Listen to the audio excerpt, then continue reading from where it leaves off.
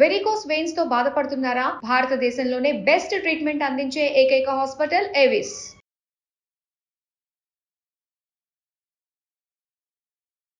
నమస్తే, మీరు చూస్తుంది సుమన్ టీవీ. నేను మీ కీర్తి. శివరాత్రి రోజు అభిషేకం చేయాలి, అభిషేక ప్రియుడు శివుడు అని మనందరికీ తెలుసు. కానీ అభిషేకానికి అనువైన సమయం కూడా ఒకటి ఉండాలంటారు. అది ఏ సమయంలో చేస్తే ఎలాంటి ఫలితం వస్తుంది మనకి తెలియజేయడానికి మనతో పాటు ప్రముఖ ఆస్ట్రాలజర్ బ్రహ్మశ్రీ నందిపట్ల శ్రీహరి శర్మ గురువు గారు ఉన్నారు. నమస్తే గురుగారు. వాగర్థావివ సంపృక్తౌ వాగర్థ ప్రతిపత్తయే జగతః పితరౌ వందే పార్వతీ పరమేశ్వరౌ. ఆదిత్యాయ చ సోమాయ మంగళాయ బుధాయ చ గురు శుక్ర శనిభ్యశ్చ రాహవే కేతవే నమః. శృంగేరి జగద్గురు పీఠాధిపతులకి, కంచి పీఠాధిపతులకి నమస్కారములు తెలియజేసుకుంటూ కార్యక్రమాన్ని ప్రారంభిద్దాం. గురుగారు, శివుడు అభిషేక ప్రియుడు అని మనందరికీ తెలుసు. కానీ ముఖ్యంగా శివరాత్రి రోజు పర్టికులర్ టైంలో అభిషేకం చేస్తే అనంతమైన పుణ్యఫలం వస్తుంది అని అంటూ ఉంటారు కదా, అవేంటో తెలియజేస్తారా గురుగారు? మనకు గమనించుకున్నట్లయితేనమ్మా, శాస్త్ర ప్రకారము, మనకు శివపురాణం ప్రకారము శివరాత్రి రోజున ఈశ్వరుణ్ణి అభిషేకం చేసేటువంటి సమయము, ఏ విధంగా అభిషేకం చేయాలి, ఏ ద్రవ్యములతో అభిషేకం చేయాలి, ఏ ఏ నైవేద్యాలు పెట్టాలి అనేటువంటి విషయాల గురించి సవివరంగా మనకు తెలియచేయడం జరిగింది. కాబట్టి వీక్షిస్తున్నటువంటి సుమన్ టీవీ ప్రేక్షకులు గమనించాల్సింది ఏంటంటే, మళ్ళీ సంవత్సరానికి మాత్రమే వాళ్ళు ఒక్క శివరాత్రి వస్తుంది. ఏ రోజునైనా కానీ ఏదో ఒక సమయంలో అభిషేకం చేసుకుంటారు. కానీ మహాశివరాత్రి పర్వదిన సందర్భంగా అభిషేకం చేసేటువంటి సమయాలు 4 సమయాలు ఉంటాయమ్మ. అంటే 4 యామములు అని అంటారు దాన్ని. దాన్ని మనం అందరికి అర్థమయ్యే విధంగా 4 సమయాలుగా ఉంటాయి. కాబట్టి ఏమా సమయాలు, ద్రవ్యాలు ఏంటి అనేటువంటి విషయాల గురించి క్లుప్తంగా తెలియజేసుకునే ప్రయత్నం ఆయా సమయాలకి ఆయా ద్రవ్యాలను కూడా స్పెసిఫిక్ గా మెన్షన్ చేయాలమ్మా. ఆ విధంగా చేసినటువంటి వ్యక్తికి శివరాత్రి రోజున ఎవరైతే ఈ విధంగా చేస్తారో శివానుగ్రహం, పురాణం ప్రకారము శివరాత్రి రోజున ఈశ్వరుణ్ణి అర్చించినటువంటి పుణ్య ఫలితం సశాస్త్రీయమైనటువంటి విధానంగా మనకు కలుగుతుందని చెప్పడంలో ఏమాత్రం సందేహం లేదు. ఇటువంటి విషయాన్ని మీ హితులకి, సన్నిహితులకి, మీ బంధువులకి, మీ కుటుంబ సభ్యులు అందరికీ చేరవేయండి. అందరూ ఈ శివాజ్ఞ లేనిదే చీమైన కుట్టదు. కాబట్టి ఇటువంటి పుణ్య ఫలితాన్ని తెలిసిన ఉత్తర క్షణంలోనే నేనొక్కడనే చేసుకుంటే బాగుండదు, స్వార్థంగా కాకుండా ఇటువంటి సమాచారాన్ని అందరికీ అందించాలి, అందరూ బాగుపడాలనేటువంటి సదుద్దేశంతో సుమన్ టీవీ యాజమాన్యం వారు ఈ యొక్క ప్రత్యేకమైన శివరాత్రి సందర్భంగా ప్రత్యేకమైనటువంటి పూజా విధాన విషయాల్ని తెలియచేయడానికి సంకల్పం చేయడం జరిగింది. కాబట్టి ఆశాంతం వీక్షించండి, అందరికీ ఈ యొక్క విషయాన్ని తెలియచేయండి. ఇక మనం వివరాల్లోకి వెళ్ళినట్లయితే, శివరాత్రి రోజున నియమాల్ని పాటించాలమ్మా. ముందు రోజు ప్రదోషకాలం అనగా 26వ తారీఖు శివరాత్రి కాబట్టి 25వ తారీఖు రోజు నుంచి ప్రారంభమవుతుంది. సూర్యాస్తమయం తదనంతరం ఈ యొక్క వ్రత విధానంలో నియమంలో ఉన్నట్టు భాగం లెక్క. కాబట్టి ఆ ముందు రోజు ఎటువంటి భోజన పదార్థం తీసుకోకూడదు. బ్రహ్మచర్య వ్రతాన్ని ఆచరించాలి. మద్యపానము, ధూమపానము, మాంసాహార భోజనము ఆ యొక్క సూర్యాస్తమయ తదనంతరం చేయకూడదు. పళ్ళ రసాలు తీసుకోవచ్చు, టిఫిన్ చేయవచ్చు. ఇక శివరాత్రి రోజున 3 గంటలకే నిద్ర మేలుకొని కాలకృత్యాదులన్నీ తీర్చుకొని చక్కగా ఆ యొక్క బ్రహ్మ ముహూర్త కాలంలో శివ చిత్రపటానికి చక్కగా పూలమాల వేసి ఆవునేతితో దీపారాధన చేసి శివ అష్టోత్తరం ఒక 3 సార్లు పఠించాలి. తర్వాత ఉదయిస్తున్నటువంటి సూర్యునికి నమస్కారం చేసి సూర్యాష్టకం 6 సార్లు చదివి సూర్యునికి అర్ఘ్యం ఒక 11 సార్లు సూర్యునికి అర్ఘ్యం ఇచ్చేసేసి చక్కగా ఆ రోజంతా కూడాను ఆ శివనామ స్మరణ చేసుకోవాలి. చాలామంది చేసేటువంటి తప్పు ఏంటంటే, రాత్రి జాగారం ఉండాలనే ఉద్దేశంతో మధ్యాహ్నం నిద్రపోతుంటారు. కానీ మధ్యాహ్నం ఎప్పుడైతే నిద్రపోతామో ఆ యొక్క వ్రతాన్ని మనము ఫలాన్ని పొందలేము, భంగమవుతుంది. కాబట్టి ఆ ఉదయం నుంచి సూర్యాస్తమయం వరకు కూడాను చక్కగా అవకాశం ఉంటే దేవాలయానికి చేరుకొని దేవాలయానికి నమస్కారం, శివుని దర్శనం చేసి నమస్కారం చేసుకొని ఇంటికి రావాలి. ఇక ఆ రోజంతా కూడా శివనామ స్మరణ చేసుకోవాలి. అయితే శివాభిషేకం చేయాలనుకునేటువంటి వాళ్ళకి శివరాత్రి రోజున చెప్పబడినటువంటి సమయం ఏంటంటే, సాయంకాల ప్రదోషకాల సమయం నుంచి అనగా శివరాత్రి తెల్లవారుజామున సూర్యోదయం వరకు కూడా అభిషేక సమయాలు అనేటువంటివి కొన్ని చెప్పబడ్డాయి. కాబట్టి ఈ యొక్క ఉదయం నుంచి సాయంత్రం లోపల ఇంటినంతా కూడాను శుభ్రపరచుకోవాలి. చక్కగా ఏ విధంగా చక్కగా దుమ్ము లేకుండా అంతాగానో తుడిచిపెట్టుకొని బూజు అవన్నీ పూర్తిగా తీసేసుకొని చక్కగా పూజా మందిరాన్ని చక్కగా క్లీన్ చేసుకొని పూజా సంబంధించినటువంటి ద్రవ్యములన్నీ కూడాను ఆ రోజంతా కూడా క్లీన్ చేసుకొని ఇక ఆ యొక్క ఒక బకెట్ నీటిలో మంచి నీటిలో గళ్ళ ఉప్పు, పసుపు, అలాగే గంగాజలము ఇవన్నీ వేసి గోమూత్రం, గోవర్కము అవన్నీ వేసి కలియబెట్టేసి మంచి బట్టతో ఇల్లంతా పూజా మందిరంతో సహా చక్కగా శుభ్రపరచుకుంటే ఇంట్లో ఉన్నటువంటి నకారాత్మకమైన శక్తి వెళ్ళిపోతుంది ఫస్ట్. తర్వాత దేవతా శక్తి అనేది శివరాత్రి రోజున ఈ భూమి మీద ప్రసరిస్తుంది. అంతకంటే మించి కుంభమేళా కూడా జరపబడుతుంది కదమ్మా. ఈ కుంభమేళా శివరాత్రి రోజునే ఆఖరిగా చెప్పబడి ఉంది. కారణం ఏంటంటే గ్రహాల సంచారం మొదలుకొని గ్రహం యొక్క ప్రభావము తొలగిపోయేంత వరకు కూడా కుంభమేళా జరుగుతుంది. కాబట్టి ఆ సమయం శివరాత్రి వరకు కూడా గ్రహాల యొక్క గొప్ప దివ్యమైనటువంటి శక్తి ఈ భూమి మీద ప్రసరిస్తున్నప్పుడు ఆ యొక్క శక్తిని ఆకర్షించాలి అని అంటే ఇంట్లో నకారాత్మకమైన శక్తి అనేటువంటిది ఉండకూడదు, అనగా దుష్ట శక్తి ఉండకూడదు. అప్పుడు దేవతా శక్తి ఈ యొక్క పదార్థంతో శుభ్రపరచుకోవడం వల్ల ఇంటినంతా ఆ దేవతా శక్తి ఆకర్షింపబడుతుంది. ఇది ప్రధానంగా చేసుకోవాలి.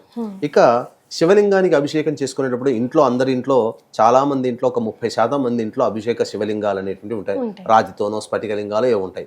లేదు మాకు ఇంట్లో ఏం శివలింగం లేదని మేము తయారు చేసుకోవాలని అంటే పుట్టమన్నుని ఆ రోజున పూజా స్టోర్లో పుట్టమన్ను దొరుకుతుంది. ఆ పుట్టమన్ను సంపాదించుకోవాలి.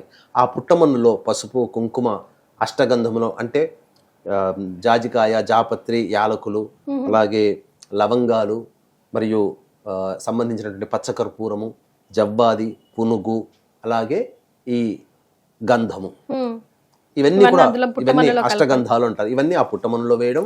అలాగే పాదరసము కూడా తీసుకుంటే చాలా విశేషం. ఒక 3 గ్రాములు లేదా 5 గ్రాములు తెచ్చుకుంటే సరిపోతుంది.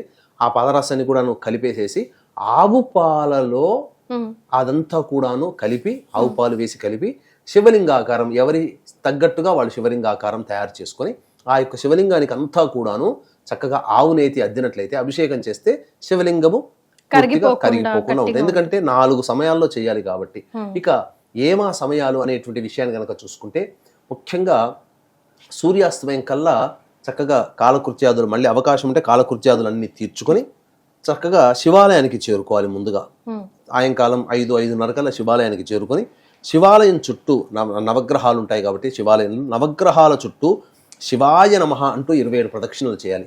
తదనంతరం నంది దగ్గరికి వెళ్ళి ఈ రోజున నేను ఈశ్వరుని అభిషేకం చేసుకోబోతున్నాను శివరాత్రి సందర్భంగా, కాబట్టి ఆ శివుని యొక్క అనుగ్రహం నాకు కలిగేలా నాకు ఆ యొక్క వరాన్ని ప్రసాదించమని ఆ శివుడికి చెప్పవయ్యా నందీశ్వర అని చెప్పి నంది దగ్గర వేడుకొని శివుణ్ణి దర్శనం చేసుకొని తదనంతరం ఇంటికి తిరిగి రావాలి. అప్పుడు అభిషేకం చేసుకునేటువంటి సందర్భంగా మనకు సమయాలు అనేటువంటివి 4 సమయాలు చెప్పబడ్డాయి. మొట్టమొదటి యామము సాయంత్రం 6:30 గంటల నుంచి 9 గంటల వరకు. కాబట్టి ఈ సమయంలో చక్కగా సంబంధించినటువంటి ఏ ద్రవ్యాలతో అభిషేకం చేయాలంటే ఆవు పాలతో అభిషేకం చేయాలి. ముందుగా సాయంకాలం ఆవు పాలతో అభిషేకం చేయాలి. తదనంతరం తామర పుష్పాలతో అర్చన చేయాలి. అర్చన చేసి బియ్యము కడిగి అందులో పెసరపప్పు కొంత వేసి ఆవు నేతి వేసేసి పులగంలాగా వండి ఆ స్వామికి నైవేద్యం చేయాలి, నైవేద్యం పెట్టాలి. సో ఫస్ట్ పాలతో అభిషేకం చేసి పులగం నైవేద్యంగా ఆ పెసరపప్పు బియ్యం వేసి పులగం తయారు చేసి పెట్టాలి. తామర పుష్పాలతో అర్చన చేయాలి. అంతటితో మొదటి అభిషేకము కంప్లీట్ అవుతుంది. ఇక రాత్రి 9:30 నుంచి 12 గంటల వరకు 2వ సమయం. ఆ సమయంలో చక్కగా పెరుగుతో ఆ ఆవు పాలతో తోడుపెట్టినటువంటి పెరుగు ఉంటుంది కదా, ఆ పెరుగుతో అభిషేకం చేయాలి. అభిషేకం చేసి తులసి దళములతో అర్చన చేయాలి. మామూలుగా సాధారణంగా తులసి దళములతో ఏ రోజున కూడా శివునికి అర్చన చేయకూడదు, కానీ ఒక్క శివరాత్రి రోజున మాత్రం చేయవచ్చు. తులసి దళములతో అర్చన చేయవచ్చు. తర్వాత బెల్లముతో చేసినటువంటి పాయసాన్ని నైవేద్యముగా పెట్టాలి. ఇది ఆ విధంగా 2వ సమయం. ఆవు పెరుగు, అభిషేకము, చేసిన అన్నము, నైవేద్యము, తులసి దళములతో అర్చన. తదనంతరం ఇక 3-4 సమయాలు ఉన్నాయమ్మా. వీక్షించేటువంటి ప్రేక్షకులకి గమనిక, ఈ యొక్క మహాశివరాత్రి సందర్భంగా ఫిబ్రవరి 26 మరియు 28వ తారీఖు రోజున కూడా కాశీక్షేత్రంలోనే జాతకరీత్యా కలుగు విద్య, వివాహ, ఉద్యోగ, దాంపత్య, సంతాన, అనారోగ్య సమస్యల నివారణకి సర్వదోష నివారణ పూజలు, హోమాలు, అలాగే గత జన్మ కర్మదోషాలు ఉంటే ఈ జన్మలో సమస్యలు అనేటువంటి ఎదుర్కొంటాం కాబట్టి గత జన్మ కర్మదోష నివారణ తిల హోమాలు, మరియు ఈ యొక్క 2025వ సంవత్సరం శని ప్రభావం అన్ని రాశుల వారికి ఉంది కాబట్టి శని దోష నివారణ హోమాలు పర్ హెడ్ 3,100 రూపాయలకి చేయించడం జరుగుతుంది. అలాగే శివరాత్రి రోజున కాశీక్షేత్రములో రుద్రపారాయణాలు అభిషేకాలు కూడా జరపబడతాయి. అవకాశం ఉన్న వాళ్ళు కార్యక్రమ తదనంతరం కాంటాక్ట్ చేసి మీ గోత్రనామాలు నమోదు చేసుకోవచ్చు. ఈ యొక్క శివరాత్రి రోజున మీ యొక్క సంకల్పం నమోదు చేసుకోవడం ద్వారా, సభ్యులుగా చేరడం ద్వారా తిరిగి వచ్చే సంవత్సరం శివరాత్రి కల్లా మీ యొక్క సంకల్పం నెరవేరుతుంది అని చెప్పడంలో ఏమాత్రం సందేహం లేదు. ఇక 9:30 నుంచి 12 గంటల వరకు రెండవ సమయం అని చెప్పాం కదమ్మా. తర్వాత అరగంట గ్యాప్ ఇచ్చి 12:30 నుంచి 3 గంటల వరకు మూడవ సమయం. కాబట్టి ఈ మూడవ సమయంలో జాతకరీత్యా ఆవు నేతితో అభిషేకం చేయాలి. నిషీధ సమయం అంటారు ఇదేనా గురుగారు? ఆవు నేతితో అభిషేకం చేసి తర్వాత బిల్వ దళములు, ఏక బిల్వమైనా లేదా మారేడు దళములతోనైనా కానీ అర్చన చేసి అన్నము నువ్వుల పొడితో చేసినటువంటి పులగం ఉంటుంది కదమ్మా, దానిని నైవేద్యంగా పెట్టాలి. ఇది ఆ మూడవ జాముగా చేసినటువంటిది.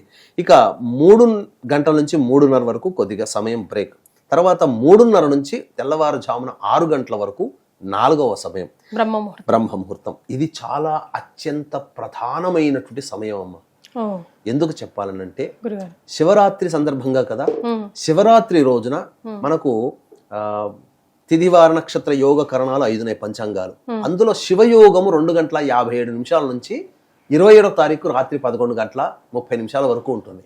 కాబట్టి శివరాత్రి సందర్భముగా శివరాత్రి రోజున శివయోగము కూడా కలిసినటువంటిది సందర్భము ఇది ఒక్కటే సమయం.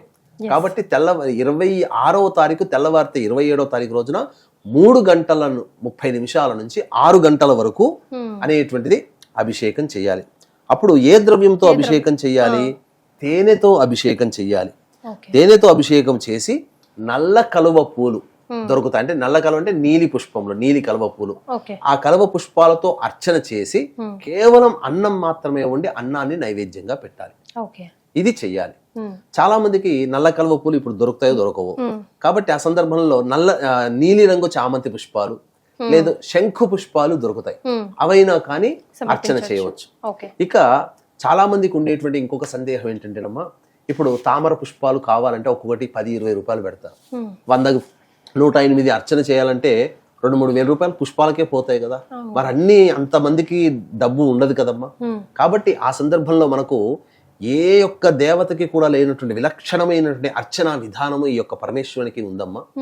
ఏంటనంటే అంటే పరమేశ్వరుని పూజ చేసేటువంటి వాడు అతి సామాన్య మానవుడు కూడా చేసుకోవచ్చు, పెద్ద ఖర్చు లేకుండా. కాబట్టి 4-5 తామర పుష్పాలతో అర్చన చేయొచ్చు, 4-5 నల్ల కలువ పుష్పాలతో అర్చన చేయొచ్చు. మారేడు దళం కూడా ఆ సమయంలో శివరాత్రి రోజున ఇంత మారేడు దళాలు 10 మారేడు దళాలే 10 రూపాయలు 20 రూపాయలకు అమ్ముతారు. కాబట్టి కొన్ని మారేడు దళాలతో అర్చన చేసిన మిగతాదంతా కూడాను ఈ బియ్యం ఉంటుంది కదమ్మా, ఆ బియ్యాన్ని నీటిలో తడపాలి, నీటిలో ముంచకూడదు. నీటిలో తడిపినటువంటి బియ్యంతో అర్చన చేసిన పరమేశ్వరుడు పరమ సంతుష్టి పడతాడు. పసుపు కుంకుమ కూడా ఏం కలపక అవసరం లేదమ్మా. పరమేశ్వరునికి పూజ చేసే అర్చన చేసే విధానంలో అక్షతలు అనేటువంటివి తడిపినటువంటి బియ్యంతోనే అర్చన చేయాలి తప్ప పసుపుతో లేదా కుంకుమతో తడిపినటువంటి అర్చన చెయ్యకూడదు. ఇది శాస్త్రం. కొంచెం నల్ల నువ్వులు కూడా యాడ్ చేసుకోవచ్చు అంటారు కదా గురువు. అర్చన చేయడానికి కాదు, నైవేద్యం పెట్టడానికి పనికొస్తుంది. ఆ విధంగా ఆ నల్ల నువ్వుల్ని అభిషేక ద్రవ్యంలో వాడవచ్చు, అభిషేకంగా చేయవచ్చు. కానీ అర్చన చేసేటప్పుడు మాత్రం పుష్పాలతో అర్చన చేయాలి. ఇంకా విశేషమైనటువంటిది ఏంటంటే 8 రకాల పుష్పాలతో గనక ఈశ్వరునికి అర్చన చేసినట్లయితే చాలా సంతృష్టి పడతాడు.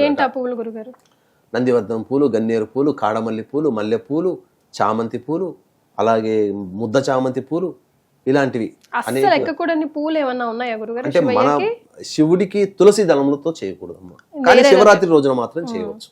ఇది వీటితోని అర్చన విధానం ఈ విధంగా చేసినటువంటి మానవుడికి, ఎందుకంటే శివరాత్రి రోజునే ఈశ్వరునికి చెప్పబడినటువంటి అభిషేకములు, ద్రవ్యములు, నైవేద్యములు ఇవి మాత్రమే మనకు చెప్పబడినట్టుంది. అంతేకాకుండా ఈ యొక్క శివరాత్రి రోజున లింగోద్భవ సమయం అనేటువంటిది ఉంటుంది. కాబట్టి ఆ సమయం 2-3 నిమిషాలు మాత్రమే ఉంటుంది కొన్ని సందర్భాల్లో. కాబట్టి మనకు ఏ సమయం అనేటువంటిది మనకు ఇబ్బంది లేకుండా 12 మధ్యరాత్రి ఒక 48 మినిట్స్ ఉంటుంది, 12:15 నుంచి 12:45 వరకు ఈశ్వరునికి అర్చన చేసినట్లయితే, ఏది మారేడు దళాలతో అర్చన చేస్తే లేదా మారేడు దళం పెట్టినటువంటి శివలింగాన్ని చూసిన అనంతమైనటువంటి పుణ్య ఫలితం దక్కుతుంది. అంటే శివుడు లింగ రూపంలో ఉద్భవించిన సమయం కొద్ది సమయం, ఆ సమయంలోనే మనం చేయాలి. ఆ సమయం ఎప్పుడు ఉంటుందో మనకు తెలియదు కాబట్టి మధ్యరాత్రి 12:15 నుంచి 12:45 మధ్య కాలంలో శివలింగం దగ్గర ఉంటే చాలు.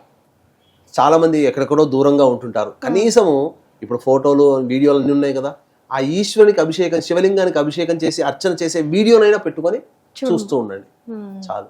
ఎస్. అది కానీ నిజంగా చాలా సింపుల్ కూడా గురుగారు. ఇప్పుడు మీరు చెప్పిన 4 కూడా ఎక్కడికో వెళ్ళి ఏదో తెచ్చుకోవాల్సిన పని కూడా లేదు, అండ్ ఇంట్లోనే కూడా చేసుకోమన్నారు. ఒక్కసారి ఆలయాన్ని చేరుకొని తిరిగి ఇంటికి వచ్చిన తర్వాత ఆ 4 సమయాల్లో అలర్ట్ గా ఉండి చేసుకోవచ్చు. 6 గంటలకు అయిపోయిన తర్వాత మళ్ళీ స్నానాది కార్యక్రమాలు చేసి మళ్ళీ శివాలయానికి చేరుకొని నవగ్రహాల చుట్టూ శివాయ నమః అంటూ 27 ప్రదక్షిణలు చేసి నంది దగ్గరకు వచ్చి, అయ్యా నీ అనుగ్రహం వల్ల నాకు ఎటువంటి ఆటంకం లేకుండా నేను శివుని పూజ చేసుకున్నాను, చాలా సంతోషంగా ఉన్నానని చెప్పి శివుడికి ఒకసారి నమస్కారం చేసుకుని ఇంటికి వచ్చి అతిథి అభ్యాగతులకి అనాథలకి అన్నదానము, పండ్లు, పాలు, ఇతర పదార్థాలు పంచిపెట్టి నైవేద్యంగా పెట్టినటువంటి పదార్థాలని కుటుంబ సభ్యులు తినవచ్చు.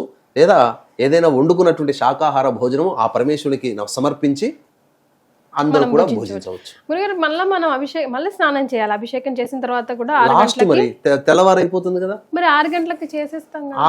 3:30 నుంచి 6 గంటలకు అయిపోతుంది. మళ్ళీ అప్పుడు స్నానం ఆచరించి మళ్ళీ శివునికి పూజ చేసుకోవాలి. ఓకే, తెల్లవారింది, డే అయిపోయింది కాబట్టి మళ్ళీ ఫ్రెష్ గా సూర్యోదయం అయింది కాబట్టి. చాలా సంతోషం గురుగారు, అద్భుతమైన విషయాలను తెలియజేశారు. ధన్యవాదాలు. సర్వం శ్రీ ఉమామహేశ్వర పరబ్రహ్మార్పణమస్తు.